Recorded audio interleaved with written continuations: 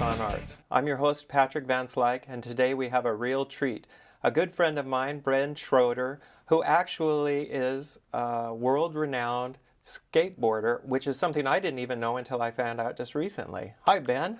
Hi, Patrick. Thank you so much for coming on the show. My pleasure, thank you. Okay, so we've been friends for a while, and it was through Eric who showed me that picture of the guy flying through the air, and that's the first time I had any idea that you were even a skateboarder. So you don't go around, sort of advertising that. No, not necessarily. Not necessarily, but you grew up here in Monrovia. That's correct, yeah. Okay, and what school did you go to? Well, I went to Mayflower, and then Clifton, and then Monrovia High School. Okay. Class of '87. Class of '87. Oh my gosh, you're younger than I am. Well, when did you start skating? My whole life, soon after I learned to walk, I've been skateboarding since I was 3 and 4 years old. I got speed wobbles and slammed bombing Madison when I was 5 years old. What does that mean? Madison is the street above Monrovia High School from Hillcrest to Foothill. Madison is a steep street, and that's where I learned to skate pretty much. Oh, I see. Skating down Madison, starting from the bottom and then going up one house, riding again as a 3 or 4 year old. Oh my gosh. You don't want to go very far. Right, at first. for sure. Have you, when you were learning, did you have any serious crashes? Well, that one, but speed wobbles is when the trucks, which hold the wheels to the skateboard, are too loose, and you're going really fast, and they start swinging from side to side where they throw you off the board. Oh my So that's why gosh. you always should tighten your trucks before you bomb a hill. Oh. And I got speed wobbles and got thrown to my face on the asphalt at 5 years old. Oh my gosh. And laying there crying and bleeding for a minute. An old lady driving down Madison was honking at me till I crawled to the gutter so she could continue down. Oh my God. And I walked up crying to my mommy. Oh, well, at least your mom cared about you. Yeah. So that's a good deal. Well, so obviously it didn't deter you. Falling off the skateboard, you just got right back on. Yeah. Just learned to tighten my trucks next time. Okay. So, and when you were going through high school, when did you start competing?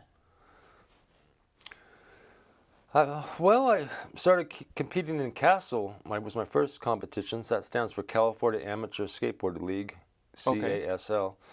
And that was when I was 13 and 14 at the Upland Pipeline, which was a legendary concrete skate park here in California. And then moved up from amateur divisions until I was winning. And then I got sponsored and started competing in sponsored competitions. Wow. And when did you get sponsored? I would say about 15. I mean, I turned pro when I was 17. Wow. So I probably got sponsored when I was 15 or 16.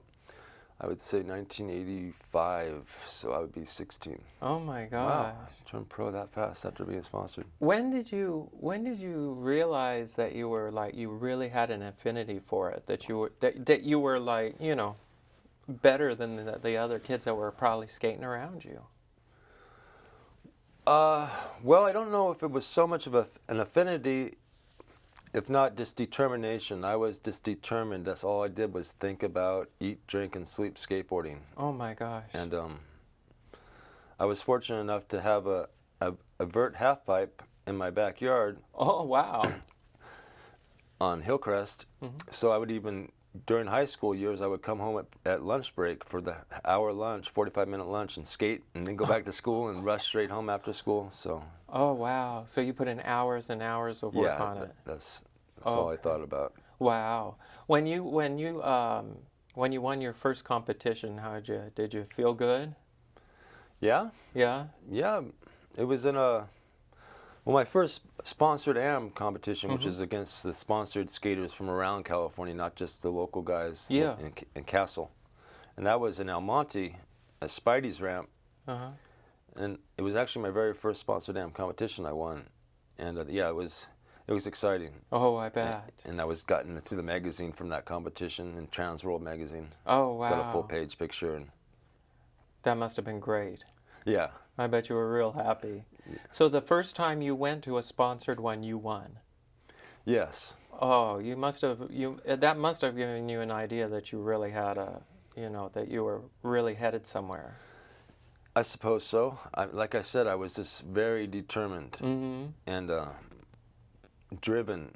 Yeah. And so nothing was going to stand in my way, I suppose you could say. Right. And so I give it my all. Yeah. And you're still competing to this day. That's correct. Yeah. Fortunately, there's the Masters division, or Legends division they have now. I see. Or they've had for the last 10, 15 years. And okay. A lot of us pros that were pros in the 80s, which helped form and shape the sport. Yeah. Inventing the tricks and inventing the styles. Uh-huh. A lot of us guys are now in our 40s and even some in the 50s. Oh. Are all competing around the world. That's incredible. It's amazing. That's really neat. When you were growing up, did any of your friends or any of the kids you were skating with, were they able to keep up with you? Did any of them turn pro, or did you was it just sort of going to a different level?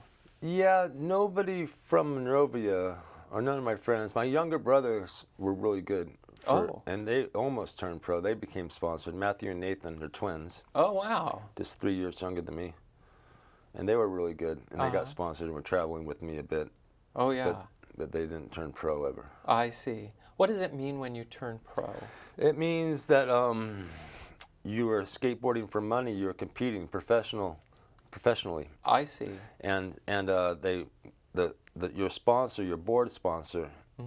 See, there's multiple sponsors in skateboarding. You have your board, and then you have the trucks, and then you have the wheels, and clothes, shoes, watches. So you can have many different sponsors. But your board sponsor that makes the skateboard signature models, they're the ones that pretty much decide to turn you pro, and then they'll make a signature model for you. Oh. That you design the shape, and the graphic. Wow. Or what graphic you want. The artist renders it.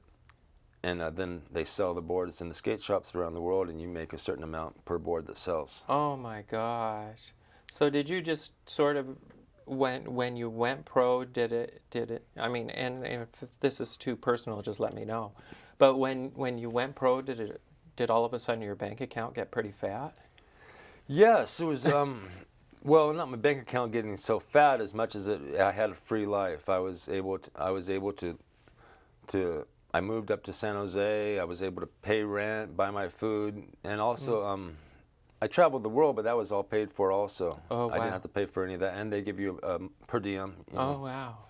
$30, $50 a day to eat on and live on while you're at the competitions and such. Oh my gosh. So did you feel like you were living the dream?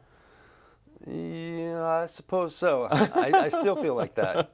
That's great. That's great. I mean, it was amazing going to Japan and Australia. Japan twice and Australia all within a few months of each other, and traveling the world when I was 18, 19. Did you make any are any of the other pro skaters that are about your age, did you make any close friends, or? Yeah, several. Yeah? People that you keep in touch with? Well, we see each other at competitions wherever we go to. It's like a family, big family. Oh. Because we've been competing and traveling the world together for the last 20 years. So oh, wow. We all know each other very well, and so I see them often. Yeah. And of course, stay in touch with them. But everybody's kind of moved away, and sure, You're doing their own things. Now, we have a skate park that's right next to our studio here, and I know that you had a little bit to do with that. Yeah. How did you help influence to get that there? Because that is a place where kids are using all the time. I mean, it's a real a benefit to our city. And how did you get that going? It definitely is. Well, back in 97, 98, 99, there was the city was having meetings. Was it the Parks and Rec division, I suppose, and it was regarding the skateboarding in the city, and I was attending the meetings representing the skateboarders of Monrovia. I see. And was encouraging them to build this to build a concrete skate park, and I taught myself AutoCAD, which is computer assisted design, and I started designing a skate park, and so because the people in the meetings had no idea about skate parks, and so I was designing a skate park, trying to encourage them to build it. Our first location was going to be alongside the basketball court over there, between the basketball court and that field, that big field. There's a dirt slope. Oh yes. And that's where I was designing it. And at that time also, there was a temporary skate park on the basketball court. They had a storage container there. Oh. And with ramps, wooden ramps that we would pull out. Okay. And then put them back in. Yeah. So wow. that was our beginning of the skate park, and then I was attending these meetings, and they finally went through with it. Wow. How old were you when you were doing that? I think I was about 28, 29. Okay, so you were an adult, so you were carrying some weight behind you and probably had little influence on them. Yeah, I hope so. Yeah. And you said that you actually did design the one that's in Duarte, is that right? Yeah, and then I didn't do the whole design. I worked with a partner. We both co-designed it. Okay. And that was in about 2001, 2002, after Monrovia had built the skate park. Yeah. Then Duarte followed suit. Oh. And they, at that time, I had got the job at Lawrence R. Moss and Associates architect firm, a landscape architect firm in Glendale. Wow. Prestigious architect firm, and they had a skate park division, which was me. Oh my God. I was the skate park division. I replaced the other designer who went back to college to finish his degree. I see. And so I became the skate park division, and they got the contract for the Duarte skate park. Wow, that is just great. So I was the architect, and I also did construction administration. That must have been a lot of fun. Yeah. It was a great job. Yeah, that and to see it come together, it must have given you a real sense of pride. Yeah. Yeah, and I bet it still does today. Well, I don't know about pride so much as I'm content. Yeah, and probably happy that the kids get to use it. Yeah. Yeah. However, I'm very frustrated in the Okay. last several years because there's a huge problem with the Razor scooters and the BMX bicycles at the concrete skate parks. Oh, okay. And I mean, it says there's a sign posted that says no inline. I mean, there is inline skating allowed, and that doesn't damage the concrete because it's not metal. Right. But the Razor scooters and the bicycles are not allowed. It says it on the sign. And during the Duarte skate park process, when working with the city, we were thinking of putting the turnstile gate in. Yeah. Or perhaps hire skate park attendants. Yeah. Which I don't actually support. Mm-hmm. But the city of Duarte decided to go with allowing having the Duarte sheriffs patrol the skate park and give tickets to people that are riding bikes or Razor scooters there. Okay. However, for the last many years, the Duarte sheriffs don't even seem to care. Oh, and, wow. And the park is just swarmed with Razor scooters and bikers at times, and it makes it very difficult for the user group, Right. skateboarders, who petitioned for 10 years to make that skate park happen. Oh my gosh. We can't even, it's very dangerous for us to ride with bicycles riding around. If you crash into a bike Yeah. or a Razor scooter, you can get hurt. Right. And it also, so yeah, like I said, so the parents seem to use it as a place to babysit their kids on scooters rather than what the park is designed for. Yeah, I have noticed a lot of, not so much as when I first started, but just recently a lot of the Razors are in the park over here. Yeah. And every once in a while I see a bike in there. But for the most part, at least this one I think is still mostly skateboarders. You know, it's just every time I go out there, I just love to watch those kids. I mean, these are, 15 and 16-year-olds that are just doing amazing things. It must be fun to be flying that fast and doing those tricks. Yes, it is. It's complete freedom. It's basically the essence of skateboarding is freedom,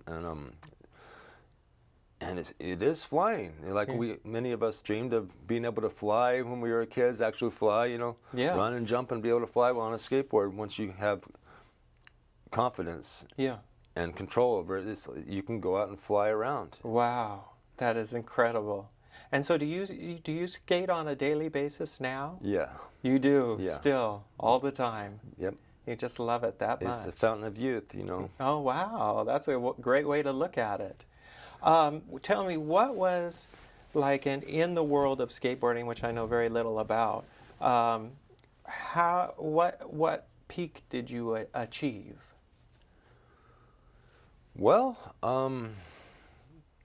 I also won my first professional competition. Oh, wow. Beating all the veteran pros. So Oh. that was a huge impact on the skateboard world. Oh, really? And I was at Raging Waters up in San Jose. Oh, wow. And so that was a peak. Okay. But it didn't start going downhill from there. But, Sure.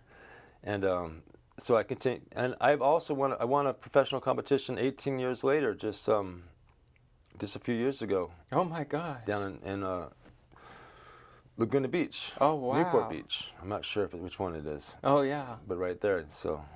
Okay. Have you been in like Sports Illustrated?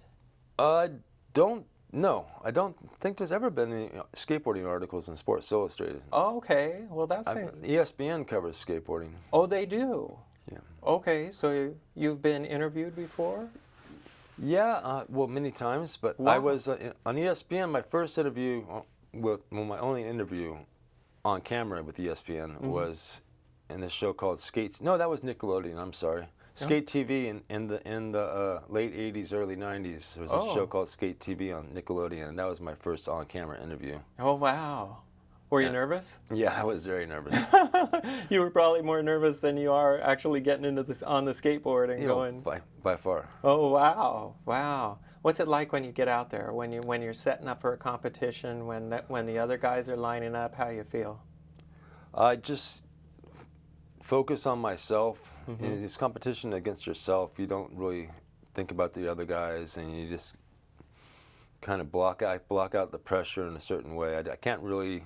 I kind of go into a zone where I zone out everything, where I can't even hear the crowd. Oh, wow. Cheering for me very much. Yeah. Because I'm too focused on my performance. Wow, that is incredible. That must be something that's really neat to experience. It was good to make it through. It probably helps. I know that you're just getting over an injury, and that you had a serious injury. Is that correct? Yeah, I had a badly broken tibia, shin bone. Okay. And I had a full leg cast for several weeks, and then a short leg cast, and then the tibia was in two pieces, completely severed. And after about 6 to 8 weeks, my hospital told me that the two ends of the tibia had joined and connected, and there was 0% chance of them becoming disconnected. Okay. So I should start walking on it. Because the bones need push and pull and weight on them in order to maintain sustenance. For example, astronauts floating around in space lose a lot of bone mass because there's no gravity on their bones. Oh. So doctors told me this, and so I was walking. I was eager to get better, so I was walking as much as I could, trying to put stress on my leg. Yeah. And then I got a contract to build a skate park in Denmark. Okay. Because I also build skate parks. Right. And so I went over to Denmark. I talked to my doctors, and they said it would be okay. And I went over there, but my leg was very crooked. I kind of have a high tolerance to pain, so I didn't really. I mean, it hurt, but I didn't really. I tried to block that out also. Yeah, yeah. March forward, and but my leg was so funny looking that the people I was working for there in Denmark said that there's inspectors. We have to get that X-rayed, make sure you're not working on an injury. Yeah. And then when I got an X-ray, my tibia the two ends had become disconnected and were completely hinged against my fibula. Oh my gosh. And so my leg was completely crooked, and they said, if you don't have emergency surgery right now, you're going to lose your leg. Oh. And so I had emergency surgery in Denmark with an external fixation device attached to my leg. Oh. And which you can see on ESPN.com. Oh, okay. Oh, wow. Somewhere, I guess you might have to Google search my name or something. Okay. Then it was a crazy external fixation device, which is 4 metal rings around my whole lower leg with 11 stainless steel rods going through the tibia with adjustable struts, which you turn every day to crank the broken tibia back millimeter at a time till it's straight, and then push it together. So it was a 30-day process for the straightening of the tibia. Wow. But then it was still non-union. Oh. Means non-union is when the bones are still not connecting. They're not. There's no growth happening where they're.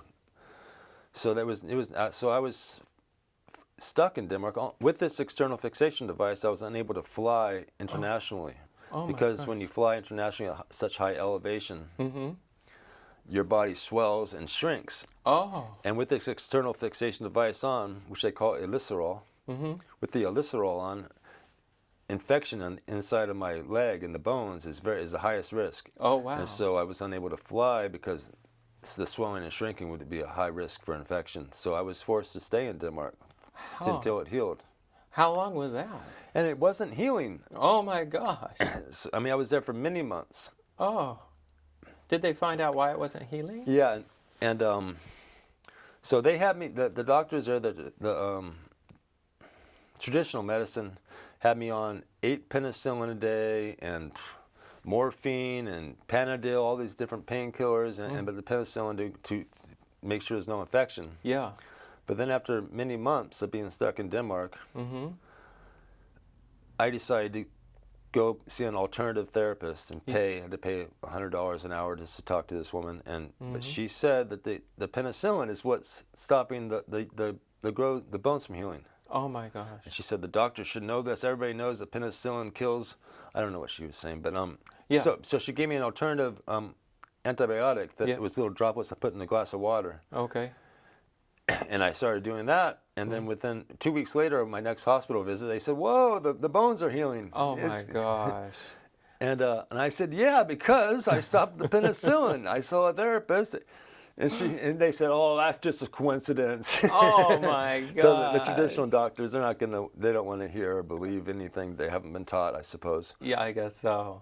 But that's a great story. But so it finally healed, and I was finally able to come home. But I was stuck there for 14 months, wow, which is a long time. That is a long time. That's a really long time. Did you finish the skate park? Oh yeah. Oh, it did. That was within the first few weeks. Okay, so that was done. It was only 3 weeks. It was supposed to be a 3-week trip. Oh man. And 14 months. Wow, that's incredible. So how much, like during the height of your career, how much did you travel, like a year? Well, competitions would be at least once a month, if not twice a month, every 2 weeks or so, and they would be around the world, around the States. Most of them, at the time, I was mostly traveling around the country. Okay. Going to a NSA, National Skateboard Association competition, which is now called the World Cup, but back then it was NSA. Mm-hmm. I think they changed it because of the National Security Agency. Yeah, nobody wants to be associated with that, right? So I was traveling about every other week. I would be at a competition around the country and sometimes the world. I went to Japan, Australia, Europe. Yeah. Did it ever? Were you ever like, oh gosh, I got to go again, or were you always just up for it? You were. It was good for you. Yeah, it's a great time. Oh, that is. Travel amazing. for free and see the world, and with all your friends. You know from around the world. That is really neat. I can only imagine how much fun you must have had. Well, tell me about the. You're working on a new project, isn't that right? Which one? The one that you're using the AutoCAD again for. Oh yeah. There's one of the world's biggest skate park companies. Mm-hmm. I've been running my own company, Locomotive Skate Parks, for the last 10 years or so. Oh. But competition is very, very fierce in California. Okay.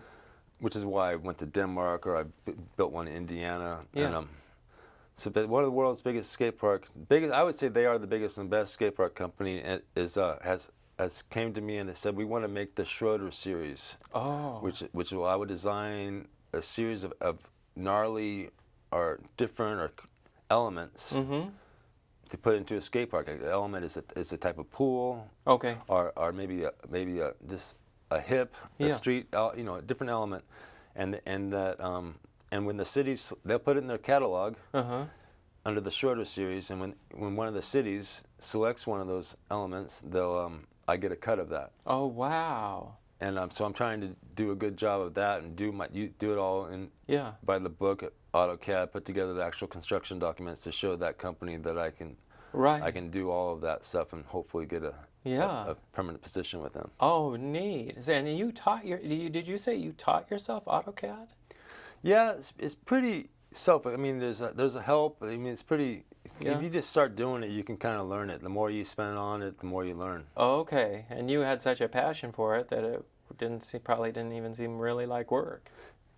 Yeah, I had a real passion for my new design concept that I had at the time for the half pipes, the wooden half pipe vertical ramps. Okay. And I had a new concept which I thought was going to revolutionize. Uh-huh. But I was only able to work on the design because it has such large numbers Oh. on AutoCAD. So I spent many hours trying to make that a reality. Did it ever come to fruition? No, it didn't. I became a father. Oh, okay. And I got preoccupied. Yeah, for sure. That'll do it. Well, tell me, when you were talking, you said that some of the people that you sort of your generation or our generation, I should say, sort of brought skateboarding into its into a full development. Were you responsible for creating any moves or jumps or any Yeah. Do you know what I'm talking about? Yeah, I know what you're talking about for sure. And back in the '80s, skateboarding was a young act, a young art form, and so we were inventing it as we go at the time. Okay.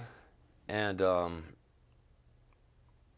there was no vert ramps around for a period in the mid to late '80s. And if somebody doesn't know what a vert ramp is. Yeah, so a vert ramp is when it goes up to vertical, to straight up and down. Okay. So they're about 12 feet tall, 12 to 14 foot tall. Okay. They go vertical because you can ride and fly into the air like you see on the X Games on TV. Okay. Would be a good example. There's street skating and vert skating. Those are two main divisions in skateboarding. I see. Okay. And so there was no vert ramps around, but there was mini ramps. And that's kind of in the middle between street skating and vert skating, or maybe they would call that vert skating. Some of the skaters nowadays say vert, even though it's not. They don't. A lot of the language is confused these days. I see. But so at the time there was only mini ramps around, and I was a vert skater, hungry for. I was really learning a lot of new tricks at the time on vert, but I was frustrated. So all I had was a mini ramp, and I invented a lot of new lip tricks. Oh, okay. Lip tricks are when you're on the edge of the ramp at the lip, not flying into the air. Okay, and that's not. Correct me if I'm wrong. That's not on the wheels, but on the board itself, or is it on the wheels? Well, in between the wheels is a truck. Okay. So you grind on the truck. Oh, okay. Or the board also. There's lip slides, slide and rolls. Those are on the board. Okay. 50/50, Smith grinds. Wow. Different kinds of stand-up grinds. Grinds are on the trucks. Oh my gosh, that is incredible. Who would? I mean, you think about skateboarding, and I guess, when I was a kid, I got a skateboard, and I think I fell off and never got back on. I bought a motorcycle. Many people So, do. Oh yeah, much less dangerous. Yes, definitely. And of course, there's no helmet law, so we had a good time. But yeah, tell me, I know that you hurt your leg real bad.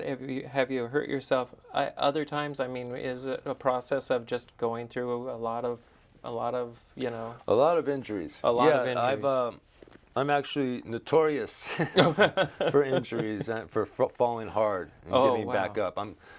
I am the largest professional skateboarder in the world, and they call me Big Ben. Oh my gosh. And so I fall hard. The bigger they are, the harder they fall. So I fall hard, and I'm very committed. So I try to make it and get back up. I try to make the trick, even if it doesn't look like I'm going to make it. Oh, and I see. Sometimes I do, but sometimes it goes wrong still. Okay. And so yeah, I could show you scars all over my body. Oh Surgery my here, gosh. surgery here. Wow. Yeah, that is commitment. You're the biggest professional skateboarder in the world. Yeah. That is incredible. That's really fascinating. So what's the normal size of a skateboarder? Well, you know, the lower center of balance Oh yeah. makes it easier. Okay. So like Christian Soy or Caballero, they're just, you know, I'm not sure. I don't really measure. Yeah. But 5'3", 5'5", I don't know, something, 5'6", 5'8". I don't know. I'm just about 6'6". Man. So takes more strength. Yeah. To hold myself up. Yeah. So that's another reason to skate every day. To got to keep the muscles strong. Right. Right. Did you ever play any other sports? Well, I was soccer. That was my first big sport. It was soccer. I was on a club soccer team. Actually, I went to Europe playing soccer when I was 11 years old. And Oh my It was gosh. amazing back then, the AYSO days. I'm sure AYSO is still around. But Yeah. So yeah, I played a lot of soccer. Wow. And then I gravitated back to skateboarding because it's not so much of a team sport and listening to somebody telling you how to do it. It's individual expression. Right. Freedom. Oh man, just really a very a real art form in itself. Yeah. That is incredible. That's why there's a big resistance to labeling it a sport in the skateboarders of the world. You know, they don't want to call it a sport. Okay. Okay. Even though I looked at the definition of a sport in the dictionary and I said, well, that fits into it. So it's kind of a middle ground. Okay, but they wanted to look more as an art form. Yeah. Well, that More makes a lifestyle. sense. Or a lifestyle. Yeah, Okay. All right. both. Well, it sounds like you've really lived that lifestyle. Yep, still am. I'm very, very fortunate. Okay, and you are going where next? Yeah, I have a competition in Sweden in 2.5 weeks. Oh my gosh. And it's a vert competition called the Vert Attack in an indoor arena there. Actually, it's at a skateboarding high school. Oh, which wow. they have in Sweden, where the kids Oh my gosh. go to school. They take regular classes, academic classes, curriculum, but they also have skateboard class and lessons. Oh. So it's pretty amazing. It's skateboarding high school, and they live there also during the summer. So yeah, I'm anyway. Besides the high school, it's a great event. People from all over the world travel to this event every year. I was in it last year. That was my comeback contest after my 2 years with a broken leg. Wow. Even though it was 14 months, I was out of skateboarding for 2 years altogether. Oh, I see. Well, Sure. it was broken for 22 months. Oh my gosh. 14 months in Denmark. Yeah, and so you're going back to this this one. Are you excited? Yeah, because that's my favorite place in the world, is Scandinavia, right? I fly into Copenhagen, and that's my favorite city in the world. Oh. And the competition is just a half-hour bridge ride, or train ride across the Baltic to Malmö, Sweden, which is southern part of Sweden, right across from Copenhagen. So I'm very excited to go see my friends in Copenhagen and in Sweden. Yeah. And skate some of the new skate parks there, and also skate a skate park that I built in Sweden, Falkenberg. Oh. On the west coast of Sweden. I've never got to skate it. Wow. I built that in 2009. And you've never been on it. And I left before the opening. I rolled around before it was finished, but I didn't really skate it, the whole thing, now that it's completed. I bet that'll be I real look forward neat. to going to that. And there's some other new parks in Denmark and Sweden, which I'm going to do a little bit of a tour Wow. with some friends. Are you taking anybody with you, or are you just going and meeting people there? Yeah, just going. I mean, there's lots of people that are going from here, from California, from a lot of places, a lot of pro skaters, Yeah. for the Vert Attack. Oh, wow. So I know a lot of people, but I'm not taking any. I'm not taking my dog. I would love to take my dog because that 14 months that I got stuck there. Yeah. Devastates my dog to have, I'm his whole life. Oh, sure, of course. And I really was trying to figure out how to get him shipped over on a boat or something. Oh man. Oh, I bet that was sad. Yeah. Well, he was happy to see me when I got back. I bet he was. I bet he was. Well, Ben, that's all the time we have for today, but I want to really thank you so much for coming in. Thank you. It's so funny. We had become such good friends, and I just liked you from the moment I met you, and then to find out that you're like this amazing, personality, that you've done so many amazing things. Thank you so much. That's just fabulous. Well, thank you so much for being here. I hope that at some point in the future we can have you come back, or maybe come and film you skating somewhere, or that would be wonderful. even set up a show for you. Let's do something together. Okay? Right on, for sure. Okay. All right. Well, thank you very much for joining us. It's really been a pleasure to have Ben Schroeder here with us today, and we wish him well on his trip and his upcoming competition, and we look forward to seeing you again on Focus on Arts. Thank you very much.